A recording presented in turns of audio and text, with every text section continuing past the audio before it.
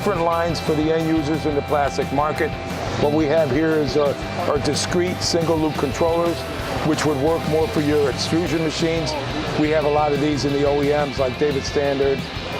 Companies like that use these. The single loop, you'd have a number of them, so each one has to be programmed distinctively.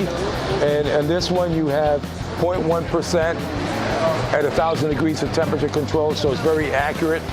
It also has the quick code setup, so you can set it up quickly when you buy it. And function block, where it also has function block wiring for it, so if you're programming it, you can do it with our iTool software. And our PID loop is second to none. Eurotherm is known for their accuracy in the temperature control. So with this, you would have your temperature control on each of your extrusion, and we also sell, where's the piccolo? Is it on here? Piccolo? Yes. This also would be on your pressure. So in your extrusion, you'd want your pressure control. So this does your melt pressure control on here. So in addition to your discrete controller, you could also do melt pressure with the Piccolo series, the P116, and also the EPC 3000.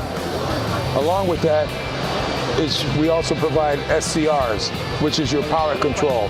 We have your single phase E-Pack, and you have your three-phase E-Pack up to 125 amps. So with this, you could provide the power for the system, and with your other controllers, you provide the temperature control. One other product that we do have is the NanoDAC. So in any application that you require color screen, trending, and data recording, you would use our NanoDAC. This also has a 0.1% at 1,000 degree accuracy, and it also gives you data acquisition. So you can be programming 2 loops of control and doing data acquisition on 6 physical points and up to 34 total points with virtual channels. You can bring another 34 channels in virtually through Ethernet port. This one has Ethernet, along with our EPC 3000, which also has, I wanted to point out, has Ethernet standard with the product. In the opposite of the single loop we discussed, this is more of a systems approach. So you have all those discrete controls would be in these boxes here, which would be behind a panel. The discretes are outside the panel. These are behind the panel. And then you have all your process control here.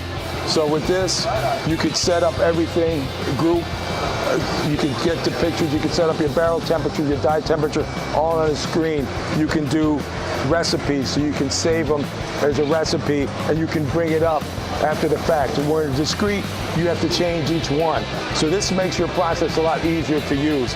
And this is a discrete controller, but it's behind the panel. It's a blind, so it requires an HMI. You can also do trending on here. You can trend your barrel trends, you can trend your dies, you can trend your temperature controls. So the customer can actually be looking at what the trending is on the system and have all your controls on one screen. It's a lot easier to process that. That is with what we call a Mini 8 controller package. This is what we call our ePLC 400. This is actually a PLC that's designed for process. So it uses true ladder logic programming. Same thing with this screen, it's total process control. This is your PLC, which is behind the panel, and all your temperatures are set up here, your group set point, your trending, your production, everything can be seen on the screen. It's much simpler and better control when you have a system that's monitoring everything at once opposed to discrete. Most of the customers using higher level extruders will go for some kind of system process because it's much easier for them to use it. If you have multiple extruders, it's a lot easier to tie it into a system because this expands up to 16. You can have multiple talking through Ethernet with each other.